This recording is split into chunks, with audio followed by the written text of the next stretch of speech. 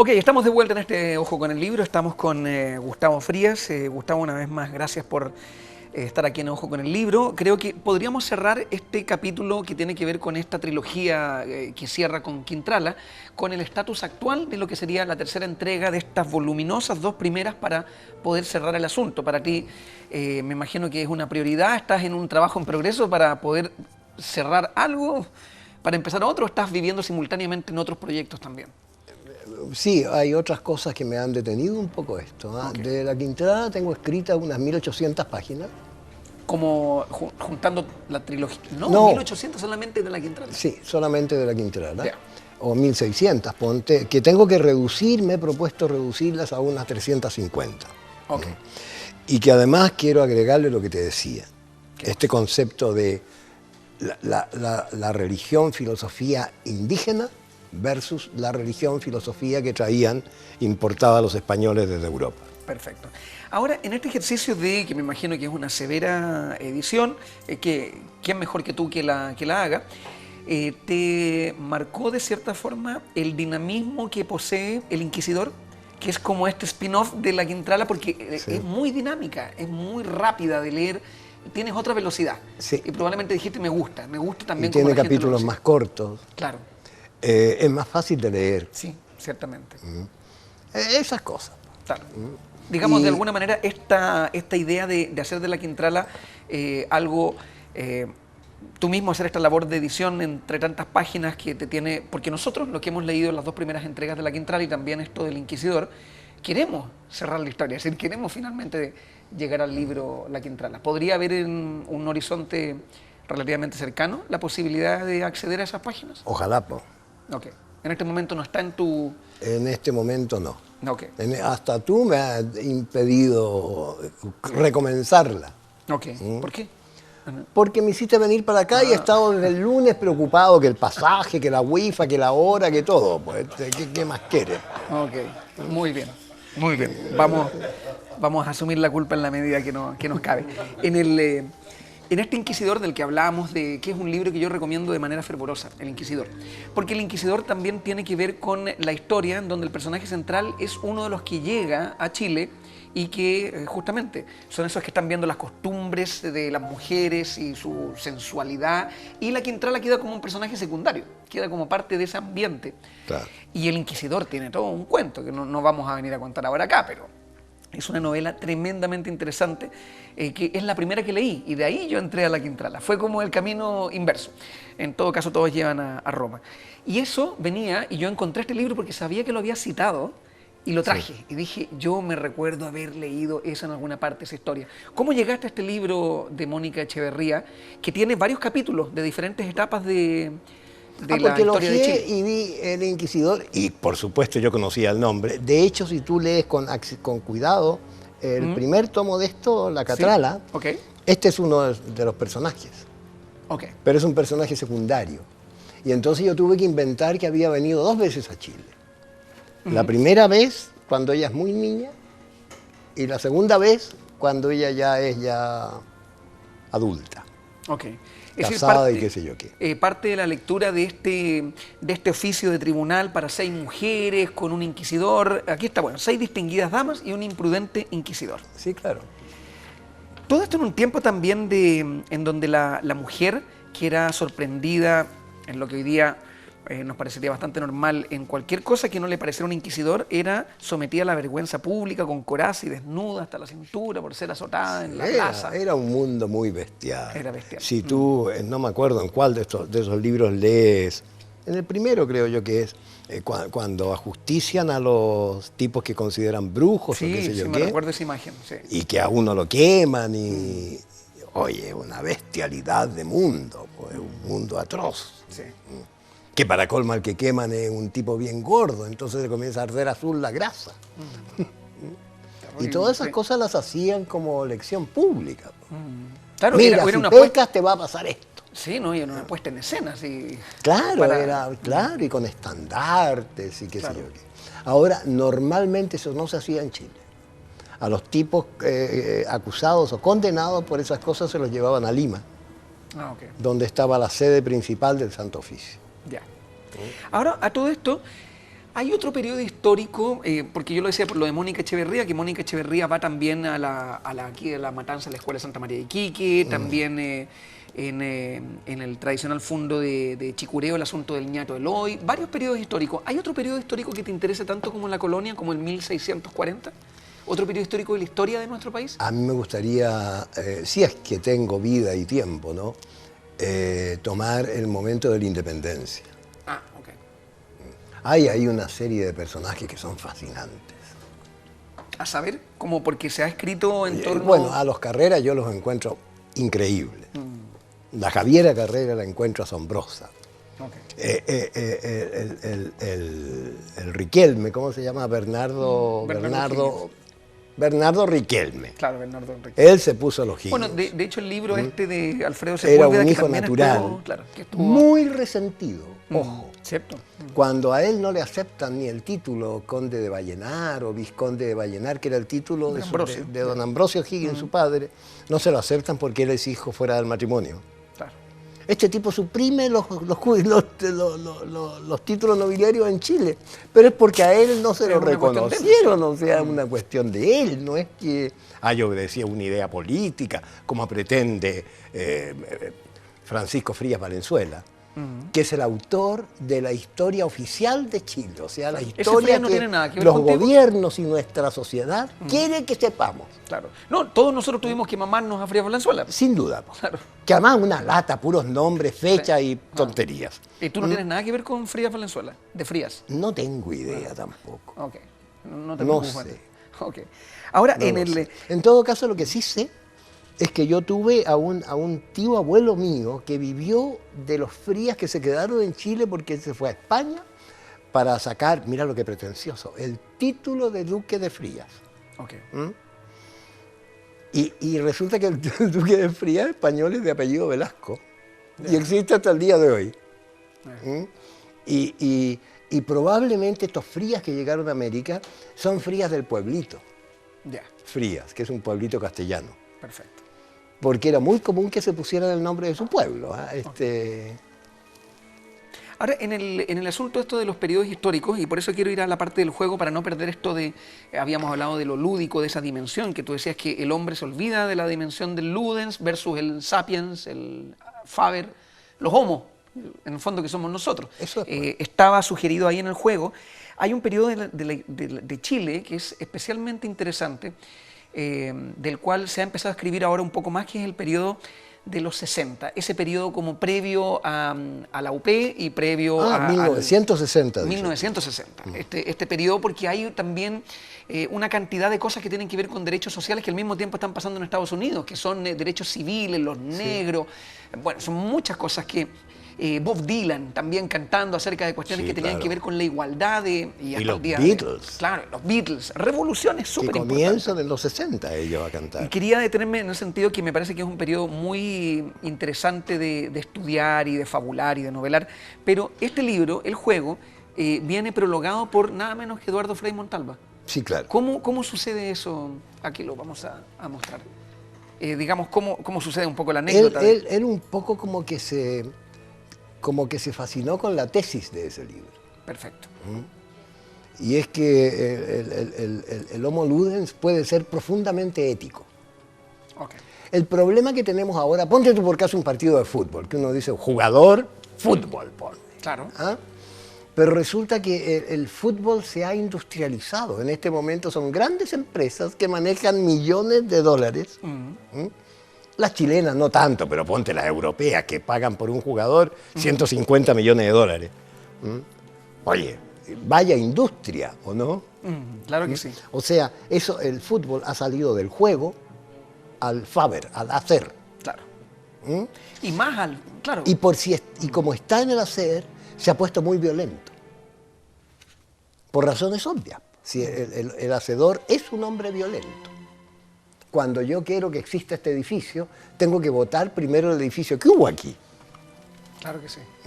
Cuando llegan los españoles, que son Faber, los que llegaron, claro, oye, tuvieron que destruir lo que había aquí para poder sacar el beneficio que ellos pretendían. Y el Faber tiene esa característica, ¿no? Y entonces cuando tú recuperas el juego, el Sapiens está un poco en este momento también al servicio del Faber. De hecho, tú miras las entrevistas a la gente que se supone que sabe algo y en general está dedicado al hacer. Claro, Se usa para el hacer, claro que sí. el saber. Y hemos dejado de jugar. Hemos dejado de Esa considerar es la tesis la que, digamos, que esta manejas acá. cuestión es un juego. Y la gracia que tiene un juego es que no es único, sino que al contrario es repetible. Ok. O sea, si nosotros dos jugamos un ajedrez y tú me ganas a mí, yo no tengo para qué matarte, yo voy a tener probablemente otra oportunidad para ganarte a ti. Perfecto. Y nos vamos equilibrando entonces en el tiempo. Claro, de hecho me llama la atención, yo sé que tu interés por el arte dramática, las artes escénicas, la traducción de juego es play. Claro. Y play es una obra de teatro. Sí, es, claro. es simular algo y volver a repetirlo Claro. y volver a ponerlo en escena. Hay una Claro. cosa bien interesante ahí que se... Sí, sin duda. Y, se y produce. eso es muy ético. De hecho, el único ético de los tres hombres aristotélicos, porque esta división en... Bueno, lo que pretende Aristóteles es que lo único que nos separa de los animales es el hacer, saber Claro. y jugar. Ok. ¿Ah? Que, claro, yo te dije ya que hay algunos animales que hacen algo. Claro. Te lo dije ya todo eso, ¿no? ¿No? Ah, bueno. Los animales hacen, pero hacen poquito. Ok. Hay algunos que con una piedra rompen la conchita para comérsela, y así, ¿no? Pero el hacer no está muy desarrollado en los animales, a no ser en las hormigas y las abejas. Ok. Pero ese mundo es muy pequeño. Y además, como en general hibernan. Se olvidan mientras sueñan. Claro. Bien interesante. Linkeándome con esto que tenía que ver con el jugar y con el play y todo eso, la obra de teatro, el guión, la cuestión para el cine. A partir de... Yo me perdí dos cosas importantes de tu vida, pero que me he actualizado ahora en estos últimos años al conocer tu obra, que son justamente la película Julio comienza en julio, que todos la conocen, una película de Cayosi, y también participación tuya en ciertas editoriales que están relacionadas también con el mundo de la ciencia ficción, de la leyenda, de otros intereses. Me refiero a una serie de libros que se llamaba Claves y me refiero también a un par de programas de televisión que yo tampoco vi, pero que también tenían que ver con temas muy interesantes, así como, entre comillas, archivos así como muy interesantes. Cuéntame un poco de eso, porque esa es una parte que probablemente nosotros no tenemos tan clara, que es... yo tengo por ahí algunos volúmenes de ese Claves. A mí me pareció así como impresionante que era Gustavo Fría el que estaba detrás de... En el fondo ahí había crecimiento personal. Y hubo una colección previa a esa que a mí me gustaba mucho, que es Paradigmas. Paradigmas.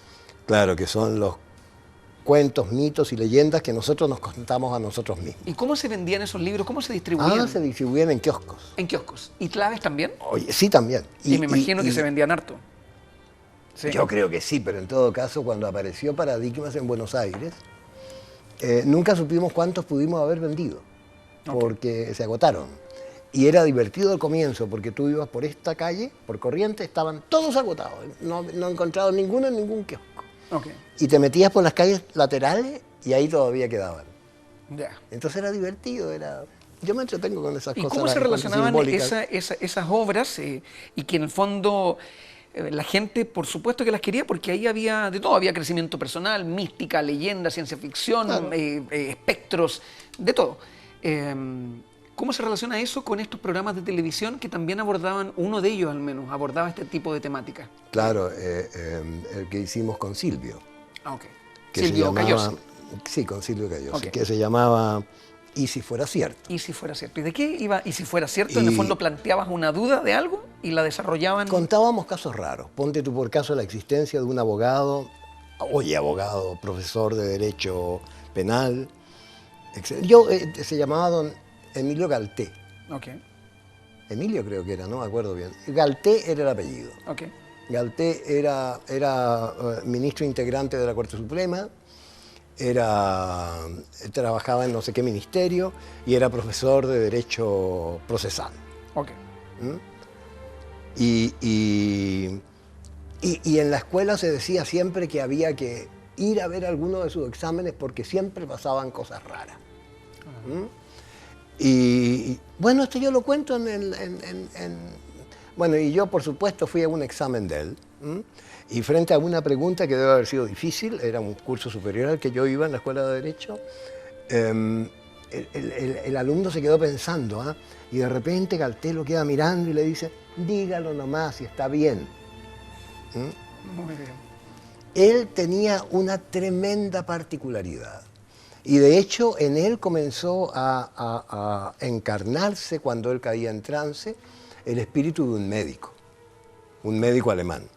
Okay. Y este tipo mejoró cantidades de gente. Entre otros tenemos de testigo a Enrique Silva Sima, que no es cualquier hijo de vecino, no es un gallo que va a mentir para... bueno, y así, oye, médicos, Miguel Serrano, fíjate. Serrano, pues. Claro, a Serrano lo fue a visitar ya cuando ya estaba último, que ya no exigía ver a la persona.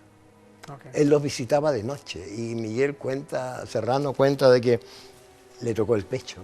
Él sintió que abrieron la puerta del dormitorio, sin que se abriera la puerta del dormitorio, y que alguien le palpaba el pecho. Okay. Y al día siguiente lo llamó por teléfono a Galté y le dijo, mira, lo que tienes es esto. Wow. Toma esto y esto. Ahí está el médico adentro de Galtés. Ahora, claro. Esto, y si fuera cierto, entonces se planteaba como esa sentencia, y si fuera cierto, y ahí están los temas, y me parece que es muy cierto, la manera en que lo cuentas, tú sabes contar historias muy, muy bien. ¿Eso estableció la relación con Silvio Cayosi para Julio Comienza en Julio, o Julio Comienza en Julio vino antes? No, mucho antes. Mucho Julio antes. Comienza en Julio, es de poco después del golpe. Ya, 76. Ahora, esto es considerado como un gran hito del siglo XX, en el sentido como de película. ¿Cómo te sientes tú partícipe? ¿De qué va, si me tuvieras que resumir sintéticamente, Julio Comienza en Julio? Yo lo he leído, lo vi cuando te conté en televisión de chico, también lo vi. No te voy a negar que... si entendí mucho, no entendí mucho acerca de la serie, pero queríamos ver a Shulamit Beitelman y había como una escena media como hot. Julio no es una serie, es una película. Es una película. Es una película bastante larga. Claro. Dura 2 horas 10, 2 horas un cuarto, no me acuerdo bien. Has dicho que la ha envejecido bien. Yo encuentro que ha envejecido muy bien. Sí, claramente. Yo encuentro que hasta ahora es una buena película. ¿Y tu relación con Cayosi luego derivó en otras cosas? Por ejemplo, en Y si fuera cierto. Okay. Claro. Cayosi hasta el día de hoy es un director reconocido, que tiene su estilo. Que desgraciadamente yo siento que ha hecho pocas películas para lo que debió hacer. A pocas. Porque él es muy bueno, además es muy detallista. Sí, del plano. Claro, yo me acuerdo cuando hacíamos el guión de Julio Comienza en Julio, que él iba a verlo todos los fines de semana, él aparecía por la casa en Las Cruces y me exigía leerle lo que yo había escrito en la semana. Y me decía, prefiero que perdamos tiempo nosotros dos a parar una filmación que voy a tener 50, 70 tipos parados durante 15 días porque el guión no funciona. Claro, claro que sí. Cosa que le había pasado con una película anterior que había hecho, que no me acuerdo, que hizo con Pablo Perelman, que se llamaba...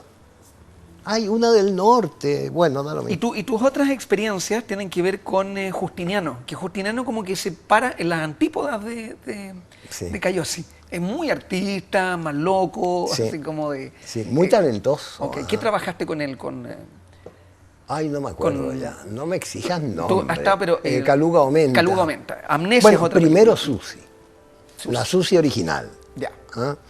Que la Susi original para mí fue un enredo, porque resulta que como se hizo en plena dictadura, y yo ya estaba más o menos jodido por el prólogo de don Eduardo Frei. Ya, perfecto. No es que, oye, si a Eduardo Frei, acuérdate, los milicos hasta lo mataron aquí al lado en la clínica. Ahora ya se pudo hacer oficial. Claro, ahora ya es oficial. O sea, oye, tener en ese tiempo, el año 75, un libro prologado por don Eduardo. Claro. Con decirte que yo varias veces recibí visitas de gente de la DINA, en Las Cruces. Okay. Hasta que comenzaron a ir para sacarme unas plantas de marihuana que yo tenía, que se las llevaban y se las fumaban ellos, probablemente. Lo más seguro. Claro, no me la dejaban. Claro. Ahora, entonces, decía, esos tiempos eran, estamos hablando de Susi, justo en ese periodo como de tiempos difíciles, probablemente los 80, principios de los 80 fueron los más difíciles de todos. Entonces Susi era complicada de hacer. Entonces para decir algo uno tenía que usar un lenguaje elíptico, irse por las ramas y así que el espectador pudiera colegir que este pelotudo es el dictador. Claro. sí, tal cual. Y resultaba muy complejo.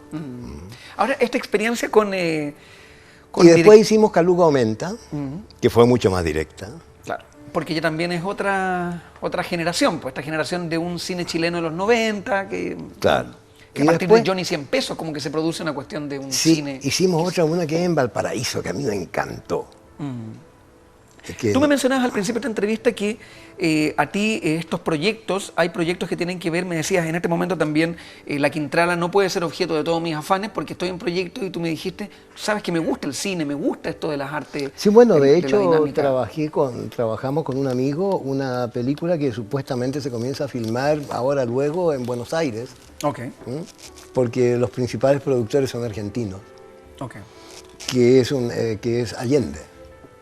O sea, el último día de Salvador Allende. Wow. Que al comienzo la idea ay, que igual Allende cuando se disfraza de Allende. Ya sé de quién estás hablando, pero la gente va a saber, sí, lo hemos visto, es impresionante. El Palta Meléndez. Eso. Oye, y además habla igual Allende y se ve igual. Yo tengo unas fotos de él caracterizado como Allende y es Sí, igual Allende. Bueno.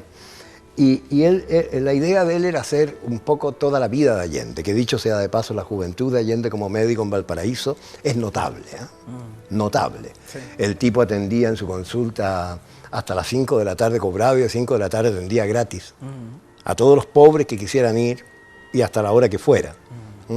A pesar de esa grandeza, a mí nunca me gustó mucho Allende. Ok. Yo creo que nunca lo comprendí. Esto del pañuelito al cuello, de los besitos en la mejilla, siempre me pareció que era un tanto esquizofrénico. Claro, para ser dandy y también al Y mismo popular. tiempo. Sí, es Raro, tanto ¿ah? difícil, sí. Personaje interesante. Sí. Claro, Ahora. y entonces hicimos el último día de Allende.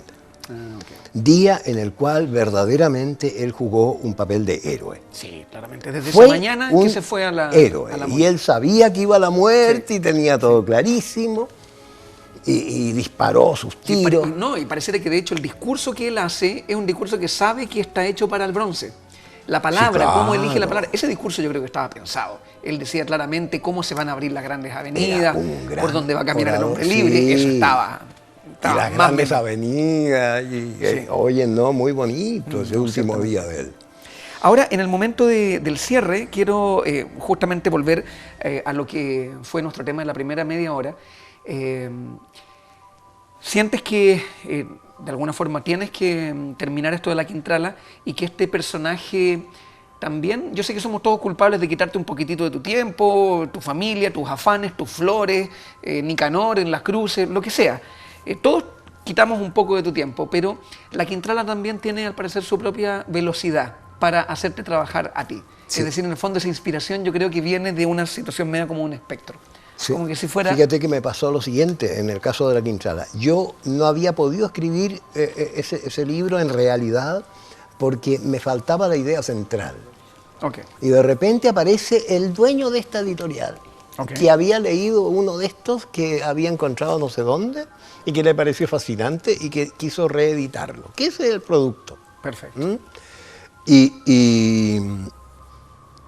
Y eso fue, y revisar estos libros y sobre todo una novela que es anexa a esto, que es hermana de eso, me hizo pensar en esto de que si yo le atribuyo a La Quintrala el concepto del juego, tal como está expresado ahí, en lo cual a lo mejor no me equivoco mucho, por esto de que los dioses juegan cada uno su papel y ellos en suma provocan el equilibrio, ese concepto indígena, ¿no? Tenía el contenido filosófico, digamos. Claro que sí. Porque toda obra de arte tiene un contenido que es argumental, otro que es psicológico, que son los personajes, y otro que es filosófico. Claro. Bueno, definitivamente creo, a manera de cierre, Gustavo, nosotros nos encontramos con un artista así muy, muy total, en el caso de Gustavo Frías, por la cuestión multidisciplinaria, en donde se citan... No me pongas rojo, que estoy maquillado. Ok. Gustavo, ha sido de verdad un placer tenerte en este Ojo con el Libro. Ya saben, quedaron varias recomendaciones ahí sugeridas en esta mesa de trabajo. Ha sido nuevamente un placer y hasta la próxima, a ver si nos vemos en Las Cruces y te vamos a visitar con... Ay, a mí me encantaría, vayan todos. Ok, estamos todos Y invitados. hacemos un asado y se van a ahogar al mar después. Ok. Muchísimas gracias, Gustavo. Gracias a ustedes también por la sintonía. Esto fue Ojo con el Libro en Arte B. Arte y Cultura, Arte Hoy. Hasta la próxima.